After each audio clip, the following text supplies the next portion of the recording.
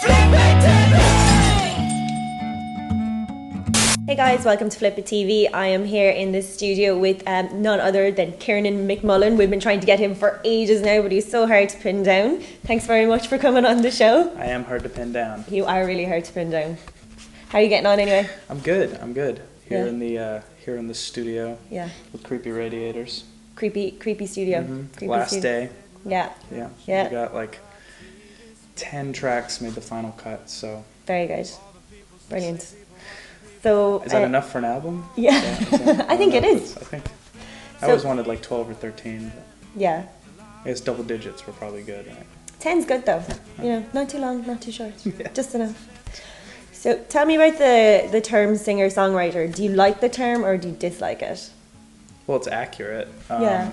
I think anyone who is called a singer-songwriter at some point maybe tries to veer away from that a little bit. And I don't really know any people personally nowadays who only listen to one type of music. So I listen to everything. Like my favorite genre of music is probably hip hop. If I was to go by how many albums I have in a certain genre in my van. You just like to get down, right? Yeah, I just like to drop it. It gets hot. Like good hip hop, like The Roots and Jurassic 5 and People Under the Stairs and stuff. Don't have a lowrider or anything? No, I don't. I don't. No. I did build one in woodwork class when I was in elementary school. Nice. A little low-riding vehicle. But I just think with the term singer-songwriter, a lot of people get pigeonholed as to being just like a soppy troubadour with an acoustic guitar. And there are people who do that great, and then I don't think that I would be great at that being all I did, You like more upbeat stuff. Yeah.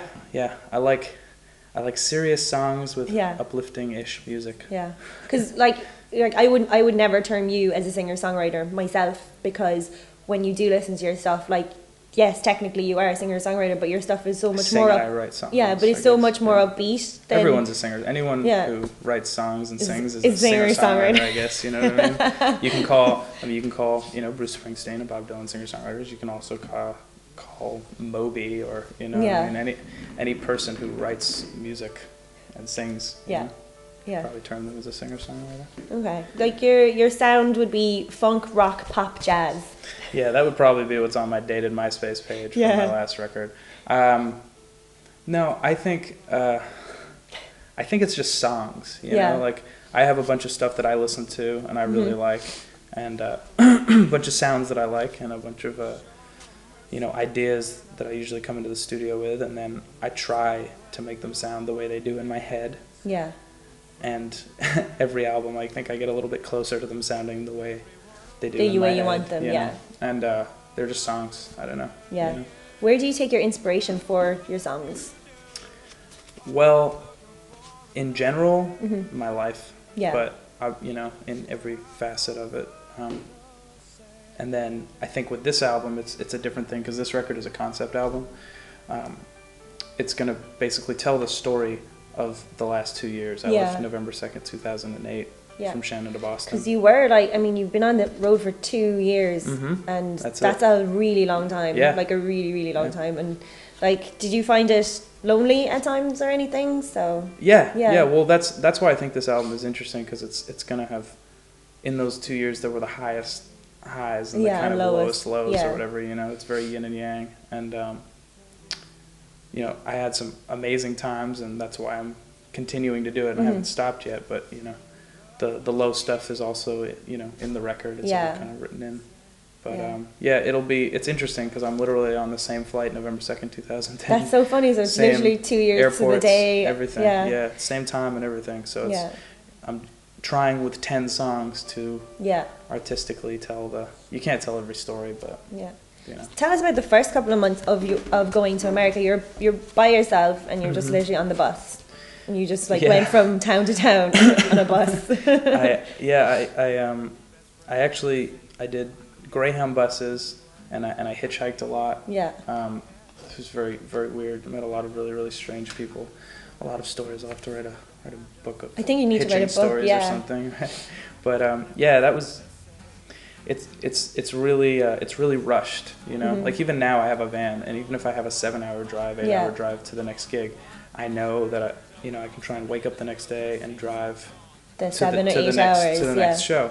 But when you're relying on hitchhiking and Greyhound buses and you're still playing shows at least every other day, you just sort of have to keep going until you get to the place and you can rest for a quarter the amount of time you would really have let yourself if you were driving, Yeah. So there was not a lot of sleep, and it was kind of constant moving. Yeah. It was crazy. When it was over, I think I slept for about 2 days. 2 days straight. Yeah, I'd say so. I would have slept like 5 days or something. Yeah, it was at least the first period of sleep was 16 hours. I remember it. So yeah, crazy. And you were playing by yourself pretty much the whole time. Did you miss having a full band around you, like that kind of camaraderie, like because you're all in it together, kind of thing? Yeah, I guess if you're talking about lonely, I guess that's one of the worst parts. Is in the last year and a half, I've probably driven. It's around 70,000 miles, and probably about 35,000 miles, if not maybe just like a little more than that. I was probably on my own, or with at most one other person. Yeah. And it was just like, it's just it gets very draining to have to just always be self-motivating. I know, and you're the one who has to get yourself up out of bed and get yourself into the van. I mean, I'm sure there was days where you're just like, I just really want to stay here. I don't want to do anything. I just want to sit in front of the TV and eat like chips all day. Yeah, there are times when you really don't want to do it. 20 shows into a 3-month tour or whatever. You're kind of like, you're not really built for it, but it's worth it. It all paid off. Yeah. So I mean, you opened for Sheryl Crow and Sublime, which is that's unreal. Cool. What was that like? That was awesome.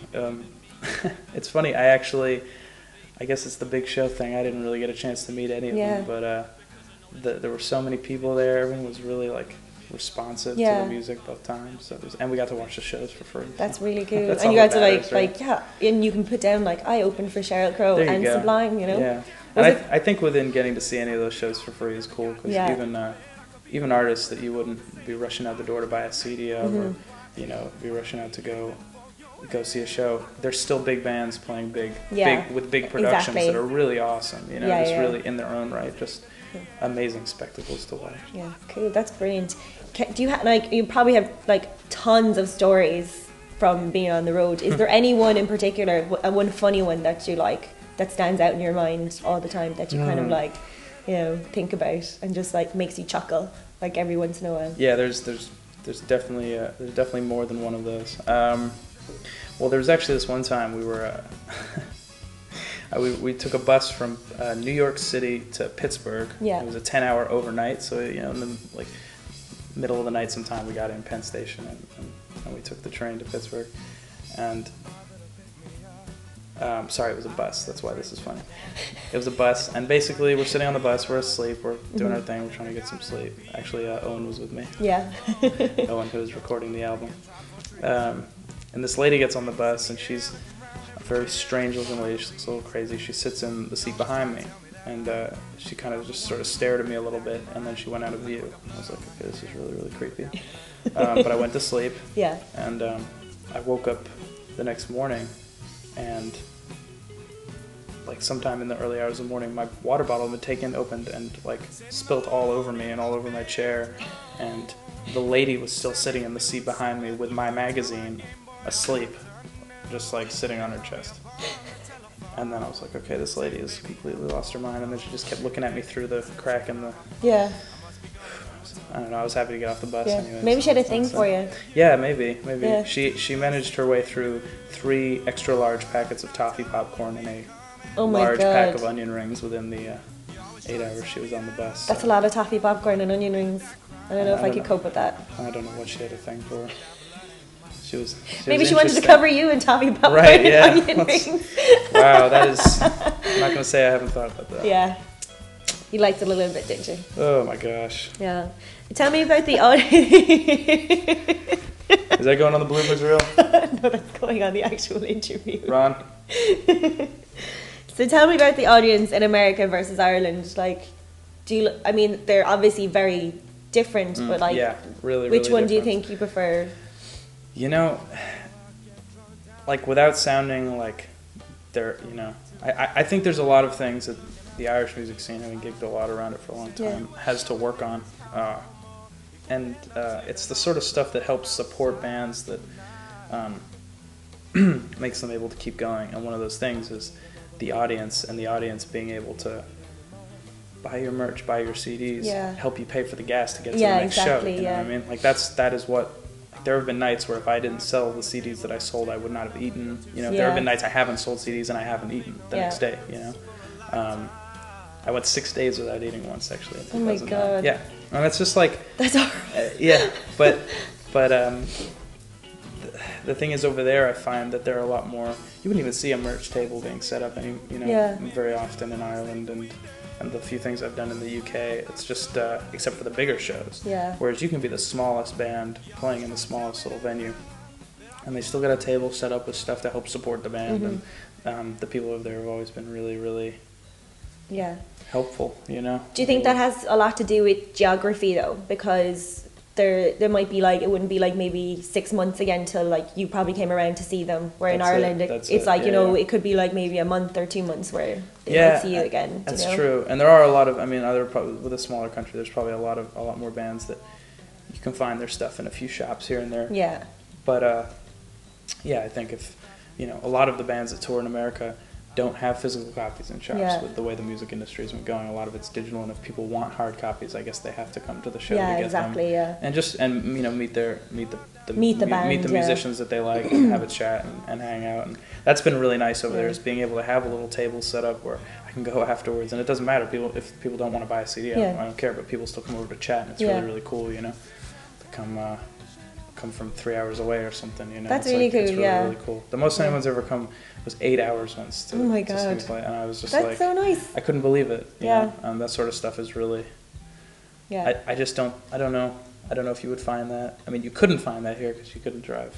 8 hours. If you drove 8 hours, you'd pretty much drive off the side of Ireland. That's pretty much. Yeah, you just come back. But I think there's a slightly different culture for music being such a big country with so many bands and so many people actively touring and you know, trying to earn a living at it, I guess. You still like being here though? You still like I like coming playing? back. Yeah.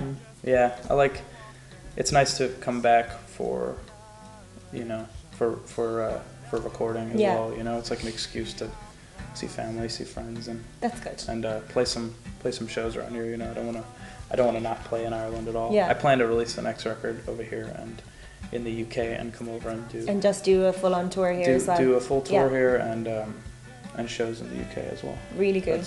That's my plan. So like the first album was Perfect People Are Boring. Where did you get the title?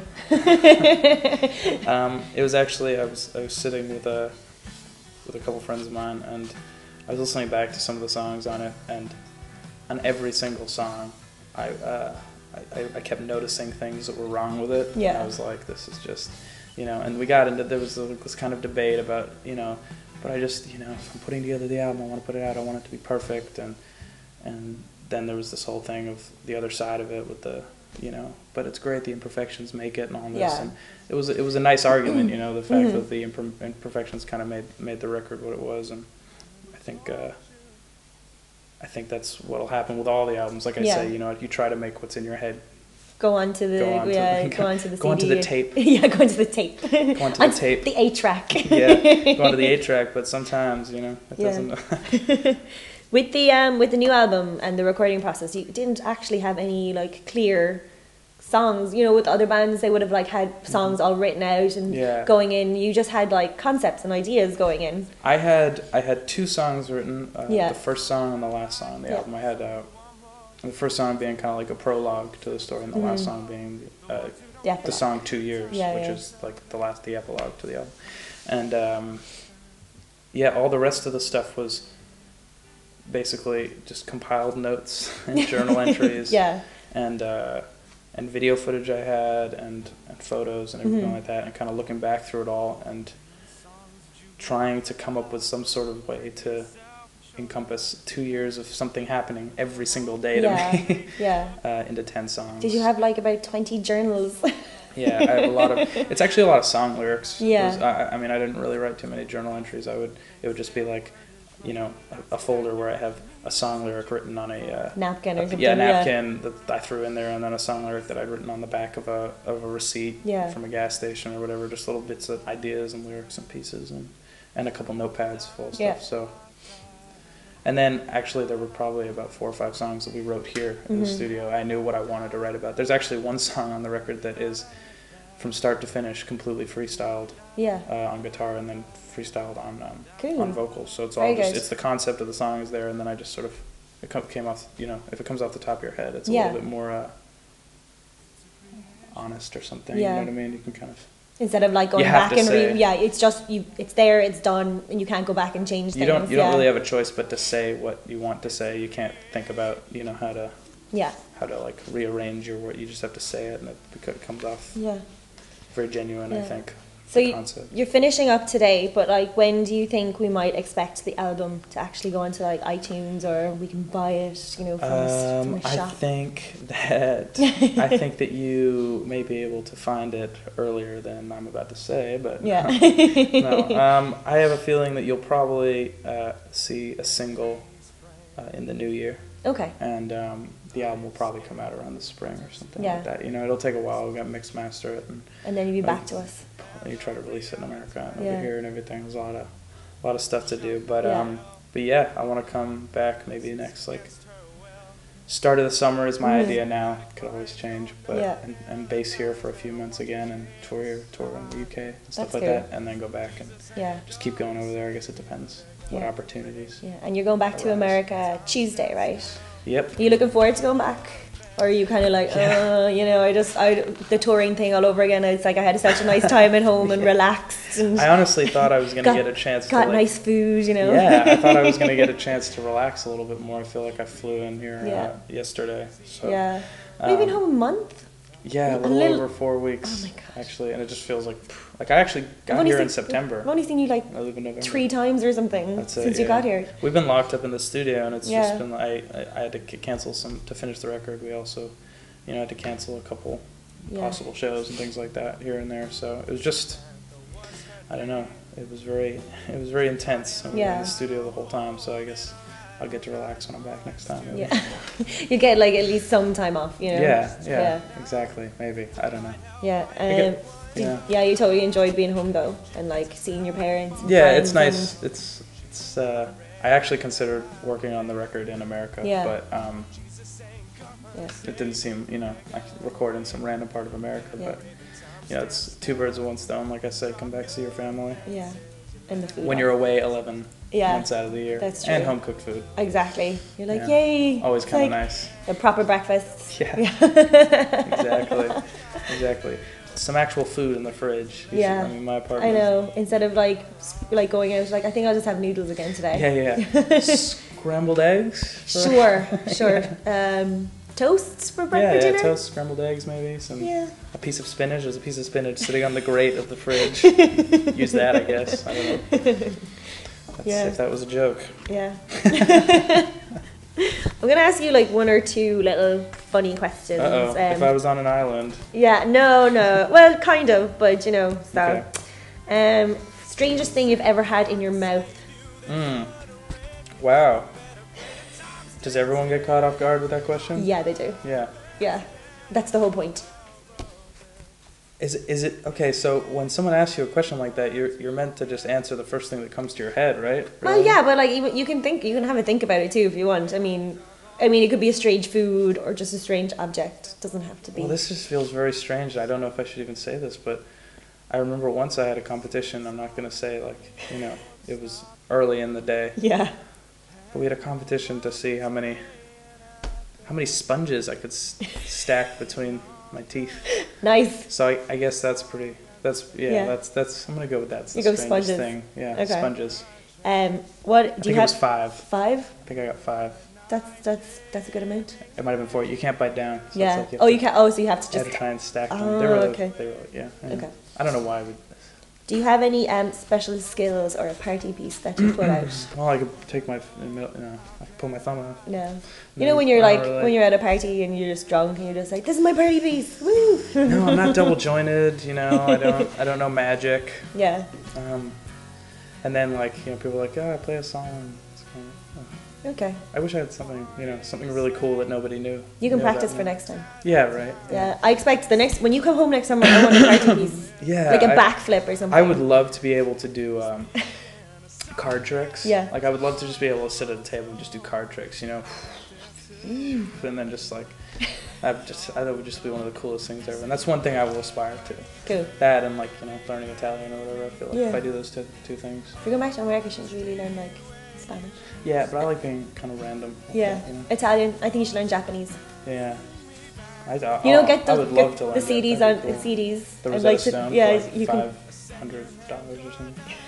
Yeah, they're expensive. Yeah. I'll just have to teach myself. Think so. The dictionary. Just bring a Japanese person along with you. Yeah, right. That's my merch person. Yeah. Be like, teach me Japanese while we're driving 8 hours to the next gig. Do it now. I will pay for the motel if you teach me Japanese. Yeah.